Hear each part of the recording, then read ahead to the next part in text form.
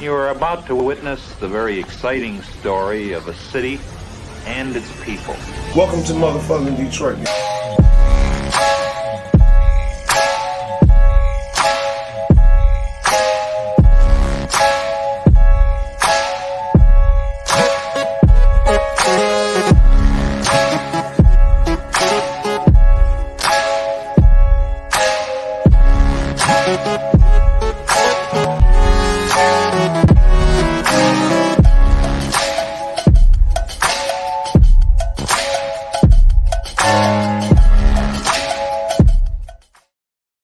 What up, though? What up, though?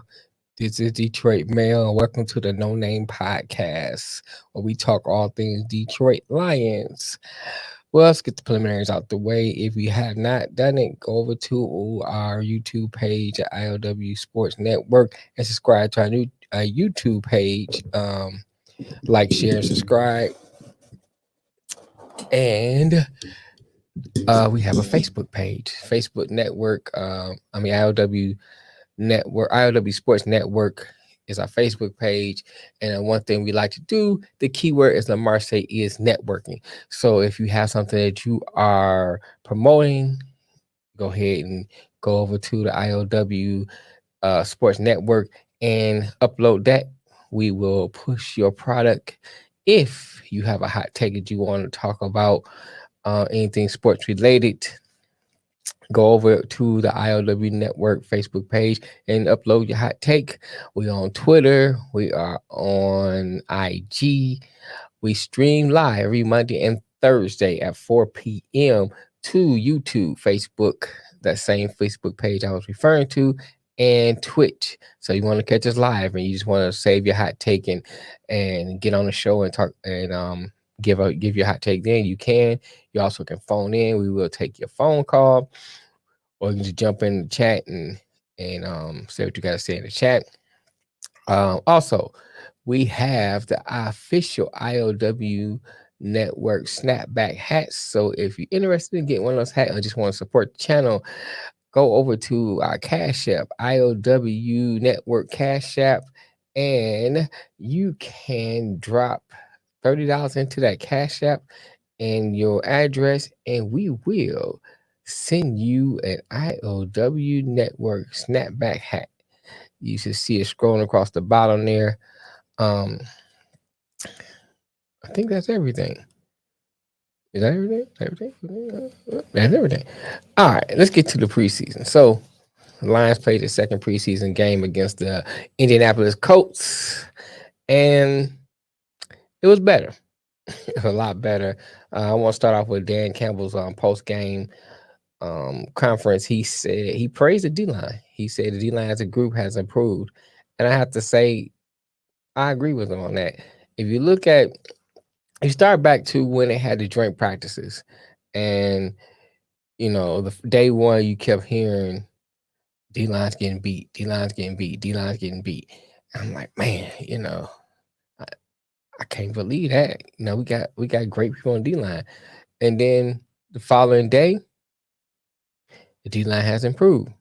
But the offense is not doing too well. So they kept going back and forth, which is really a testament to how their adaptation to what they're doing. It's just preseason, not gonna show you everything. They're not gonna show the Colts everything, all they play. So you can take it with a grain of salt. But the fact that they have made some improvement in this next game, in fact, the fact they made improvements in game 2 is still a great thing. He also spoke about Jeff Okudah. He said Jeff Okudah needs more reps, but he's improving. And I watched the game.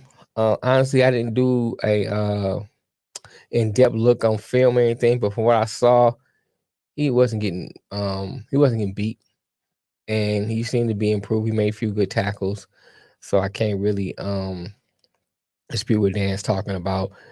Tim Boyle. Tim Boyle had a better game. He was 12 for 15, 99 yards, 1 touchdown. And Blau was 16 for 22, 76 yards, and 1 interception, which was totally his fault. It was totally his fault. He threw the ball too high. I mean, if you're going to throw into a coverage that tight. You need to throw it lower where only the receiver can get it. But you know, it's preseason. This way you you adjust those things. You use this thing as a learning tool. So when the real season start, hopefully you don't make those same mistakes. So one mistake, still come out with a victory. You just clean it up and keep it moving. I'm not gonna harp on that. I still think he's a clear winner. He's a clear favorite to be number two. I just can't trust Tim Boyle. Tim Boyle's like, you ever had like an argument with your girlfriend? I mean, one of them heated arguments. I mean, they throwing stuff and y'all screaming at each other back and forth. One of them kind of arguments. Then maybe a few minutes later, she's smiling and she coming back and being all nice. I can't trust that. That's how Tim Boyle is. I can't trust that. Yeah, you was just arguing with me a few minutes ago. Now you coming back smiling? Can't trust that. That's what Tim Boyle is with this game. Yeah, he played a good game, but I can't trust that. I just can't trust that. I need to see more. I need to see more consistency with it before I can say he can be number two, because he more likely come out in preseason game 3, or if he gets into a game and throw 5 picks or overthrow receivers like he normally do. I mean, he has the better arm, but I mean, he can't control it. It's like a loose cannon. So anyway, I'm not gonna harp too much on the backup quarterbacks. I still think that Blau, even though he doesn't have a strong arm as Tim Boyle, should be the odds-on favorite to be number 2. He should be the backup quarterback, and Tim Boyle could be number 3, or Tim Boyle could be cut. But I'm gonna get to that a little later about when it comes to cuts. They established the run game. I mean, they ran for 175 yards off of 32 carries. I think that's great. They handled the time. I mean, they controlled the time of possession. The Lions had the ball. I think was it second quarter? Maybe it was the second or third quarter where they almost had the ball almost the entire quarter. I want to say it was the third quarter. No, maybe the fourth quarter, because I remember it was the fourth quarter, because they only left 4 minutes or some change, or 4 minutes maybe to be exact, on the clock for the Colts left on the clock. So they did well. I mean, establishing a run really speaks to what this backup offensive line was doing. They was opening up holes for the running backs to go through. Dan Skipper and Logan Stenberg looked more improved, and this speaks to Hank Fraley's coaching. This just shows how good his Lions coaching staff is as a whole. I mean, Fraley did great with coaching them up, because they was not, because Skipper and Stenberg was not looking great. So it's a testament to Fraley's coaching, but I still say the coaching as a whole. I think these coaches that the Lions have on staff are great coaching, and you've seen it with the adjustments that they're making when you see them make failures. Well, let's not say failures. When you see them make mistakes, and then you see like the next game or even sometimes the next play, depending on the situation, they're improving. They're coming back and making those adjustments. So I'm liking what I see. Trinity Benson looked better. I think he had 44 yards in reception. And I can't say it enough about Kennedy, man. Kennedy had 2 touchdowns. Kennedy needs to be on his team. And I think the Lions I said it before, they're in a good situation where you have so many good options that you don't know who to cut. I mean, what do you do? Do you keep Kennedy and cut Cephas? I mean, Cephas gives you, he's not the greatest in stature, but he has hands, but so does Kennedy. Yeah, I think he's a little faster than Kennedy, so you get speed out of Cephas. Who do you keep? I say for sure, Jameson is a lock. Who else? I think Chark is a lock. Of course, St. Brown is a lock. And really, outside of that 3, who's a lock?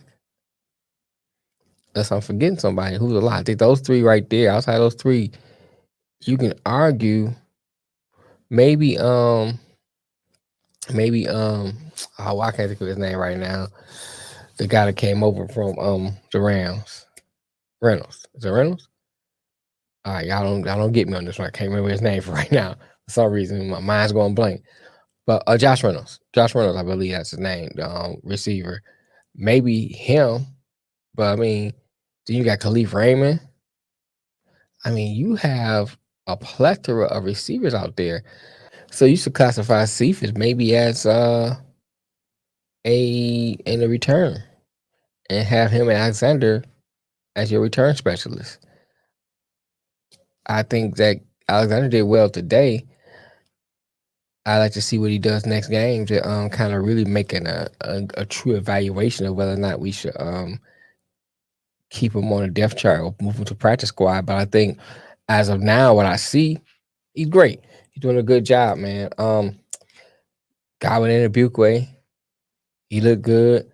Reynolds looked good, which I expected. I mean, he does when he's been consistent in what he does. So I like Craig Reynolds.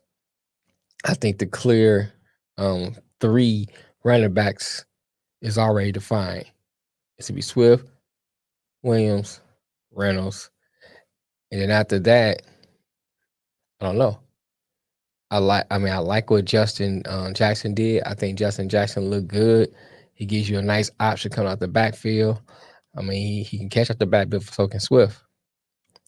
So I don't know what the Lions are going to do with that, but I think Jamar is on the outside looking in. I don't think he makes the team. I mean, Reynolds runs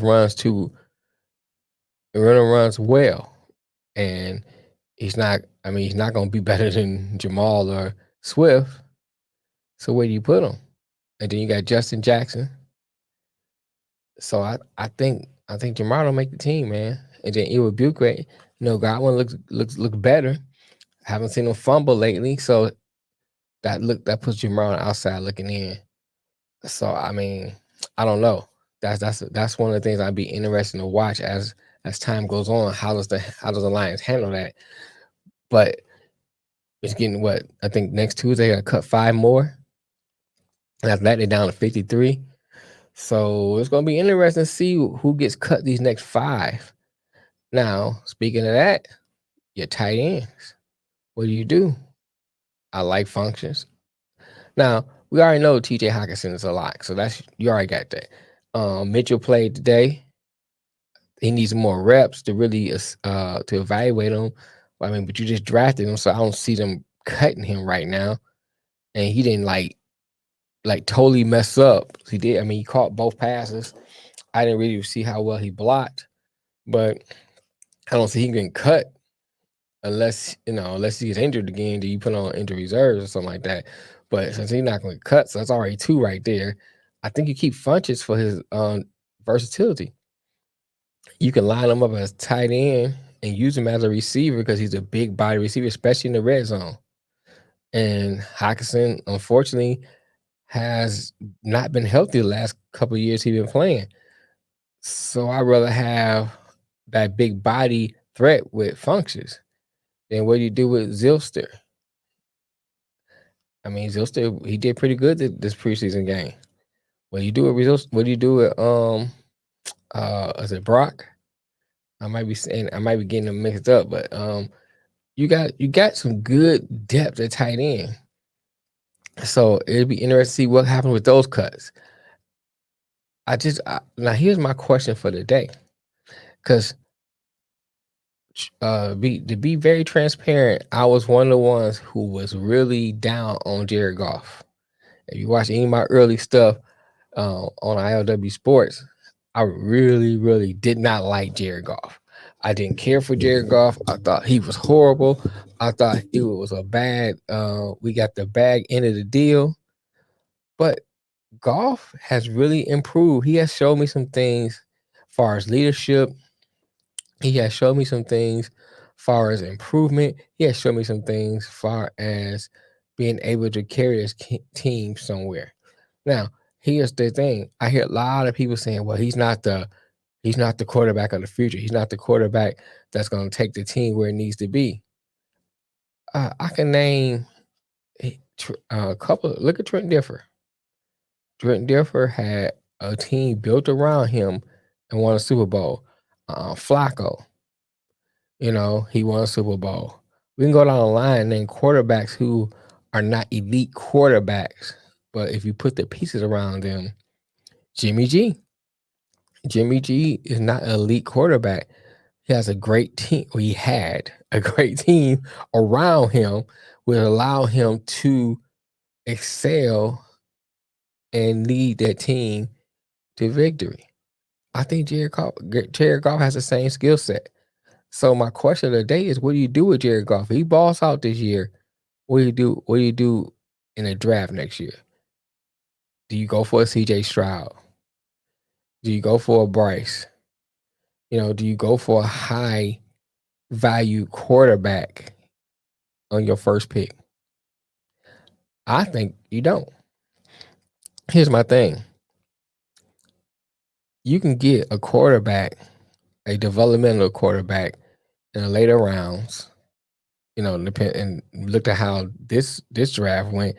A lot of quarterbacks went towards the end of the round anyway. So you get a quarterback in the later rounds and develop that quarterback if Jared Goff balls out. If he doesn't work out, it don't matter because you don't have to pay him first round pick money. So I think that's a win-win for you. Second of all, the line needs help, and their secondary needs help on the defense. They need to use those picks for defensive picks, especially in a linebacker core. Michael Rodriguez looked good. He missed a few assignments. But I won't harp on that because he's a rookie. He has to develop. So I think I'm not saying that he's a horrible player. I think he's a great player. I think he's shown he went for a 6th round pick. He's over and above. He's over and above what he should been, what he's expected to do. On top of that, you got value out of him because you only got him in the 6th round. So you get value out. If he starts and you got him in the 6th round, you got your value out of him. So I'm not gonna harp on a few mistakes he may make as a rookie. But a linebacker, Derek Barnes, it's time for him to step up. Step up or get shipped out. Then you got Drew Accor, still hurt. Then what do you do with Levi Osariki? It sounds like he having back issues. And that's a chronic back issue. That's something that never goes away. So what do you do with that? Do you cut him now? Can you look at what you have on offense now with the immersion of John Kaminsky, and if Bryant continues to play like he does, and you still got Hutchinson, you got McNeil, and if Romeo comes back, you already got pieces right there, and you got a few other pieces in your depth line. Cut them. I mean, y'all get to know me. I'm a firm believer when it comes to business, to cut somebody and get value for that. Cut them or trade them and get value for them while you can. No. So in this case, you probably won't get a lot of value for him because he's been injured. But if you cut him and save salary, that may be the best bet. It's not. Trust me, it's not a personal thing because I like to see every player get their money, get that bag. I'm about getting your money. However, from a business standpoint, you hold on to a roster spot that someone else can have if you're having chronic back issues. This is just 3rd year now, and I haven't seen you play. That's an issue. Well, let's talk about the defense, and then we gonna go ahead and end this pod. Let's talk about defense and go ahead and end this podcast.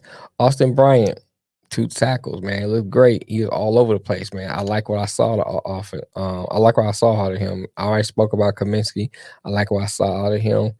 Austin Seibert, he looked good, man. He looked great. Now, in this one play, I wasn't sure of his fault in that, but I'm gonna bring it up, and I'm gonna kind of talk about a larger issue. The Colts came on a crossing route. It was 3 Lions standing there. I remember Cyber is one of them, but I can't remember the other 2. And Cyber had to come all the way across the field to make the tackle. And one of them, I want to say was Jerry Davis. I'm not 100% sure, so don't quote me on that. But one of them just stood there like he was playing frozen tag. And it was like, like he know where he was going. And so that's a problem. And I saw that as a common theme when the Colts are running a lot of crossing routes.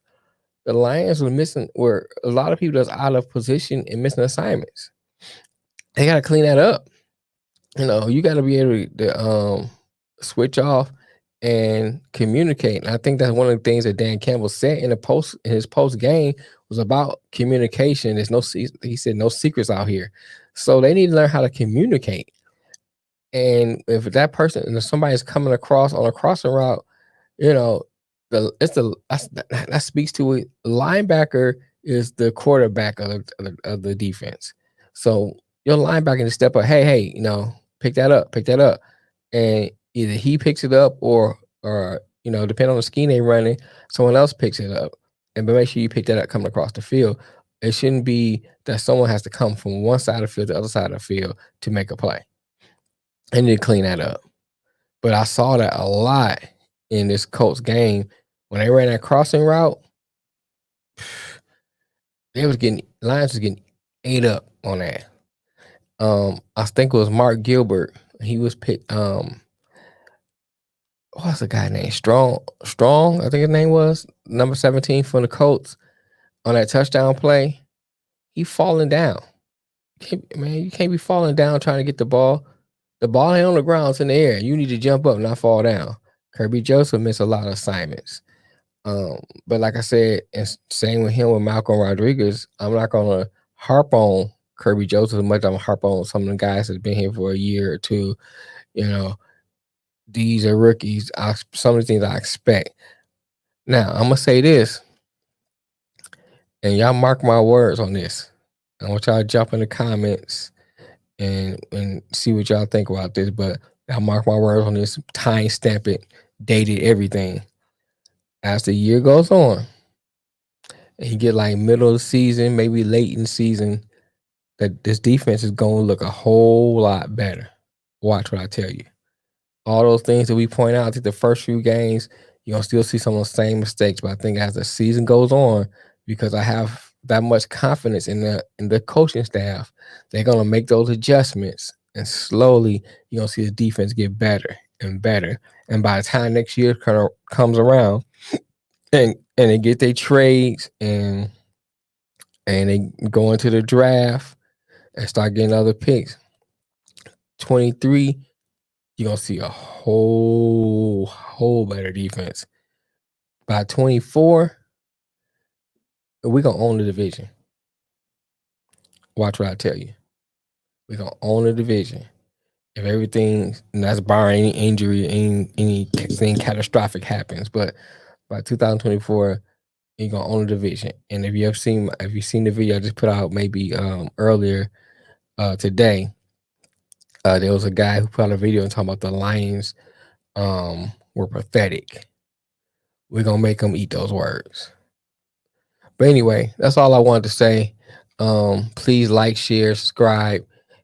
Please drop in the comments. I love to have discussions, especially from like-minded fans. Well, let me say not say like-minded because we'll have to agree, but people who like the Detroit Lions also, because if I said before, I'm on a podcast with 3 other people. One's a Chiefs fan, one's a Jets fan, and every time I bring up the Lions, oh, they sorry, this and that. I don't get a chance to speak like I want to. So it's good to have someone who likes the same team I like, and we can kind of chop it up and talk about the Lions. Until next time, peace.